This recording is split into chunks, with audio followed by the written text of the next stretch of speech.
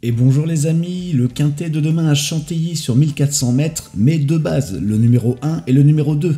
Je te dis pourquoi et je te donne mes sélections complètes juste après. Bienvenue sur la chaîne Pronoturf Plus, je suis Sébastien et ici je vous livre mes analyses pour le quintet du jour et je vous donne quelques pronos. Reste bien jusqu'à la fin, j'ai aussi des chevaux à grosse cote qui peuvent faire très mal.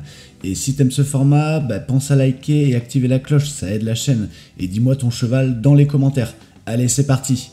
On est à Chantilly, en place sur 1400 mètres, corde à droite. Le terrain est une piste sable fibrée et le temps très nuageux avec un vent soutenu. C'est un handicap divisé pour les 3 ans avec 15 partants. Ici, il faudra des chevaux capables de bien respirer et de tenir jusqu'au bout, car la ligne droite est très longue.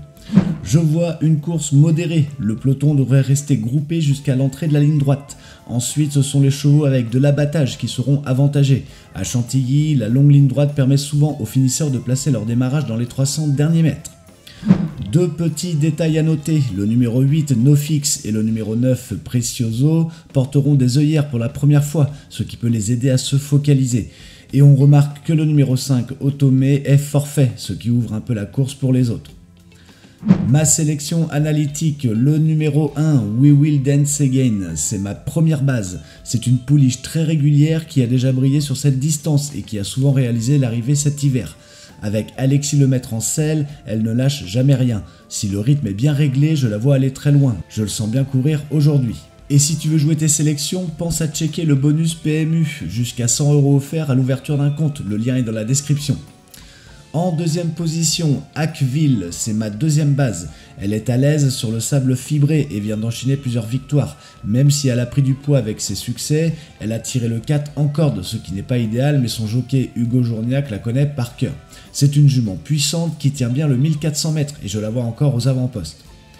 En troisième position, le numéro 12, Doba. C'est un cheval sûr pour la fin de course. Il n'a pas beaucoup de kilos sur le dos et il est monté par Christophe Soumillon. Il a toujours fait l'arrivée sur les 1400 mètres similaires et finit très fort. S'il fait un parcours propre en restant dans le paquet, je le vois revenir de l'arrière pour conclure en beauté. En quatrième position, le numéro 11, Melo Yellow. C'est un mâle puissant de l'écurie Wattel.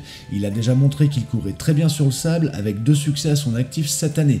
Même s'il a le numéro 7 en corde, il reste en belle forme et Thomas Bachelot le connaît parfaitement. Attentif au départ, il pourrait placer une belle accélération dans la longue ligne droite. Et en dernière position, le numéro 9, Precioso.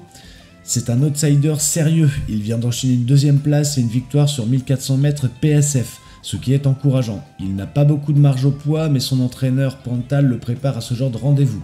Avec un parcours limpide, il peut venir pimenter l'arrivée en se montrant très performant sur ce terrain. En regret, je garde le numéro 8, Nofix, et le numéro 16, Ami d'Argent. Ce sont deux profils qui peuvent gratter une place si la course s'étire. Nofix a souvent bien couru sur le sable et n'a pas beaucoup de kilos, il peut bien finir. Quant à Ami d'Argent, il est monté en condition sur les longues distances et son poids actuel le rend intéressant. La synthèse, je garde surtout en tête ceux capables de bien finir dans la ligne droite. Si le rythme est propre, les attentistes devraient revenir fort. Le 1 et le 2 restent les plus sûrs sur ce profil, même si je surveille aussi le 12 et le 11 qui ont du finish.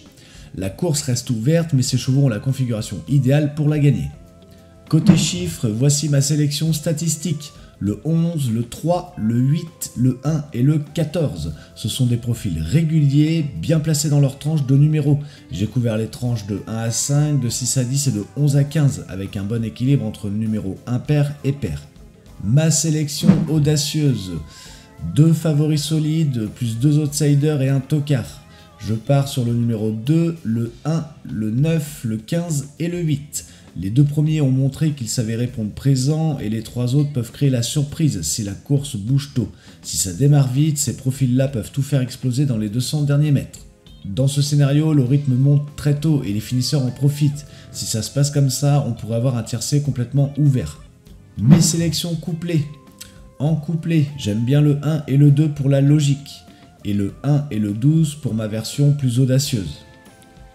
Mes sélections 2 sur 4, en 2 sur 4 analytique, je garde le 1 et le 2 pour une version sûre, et le 11 et le 9 pour une combinaison un peu plus ouverte et audacieuse.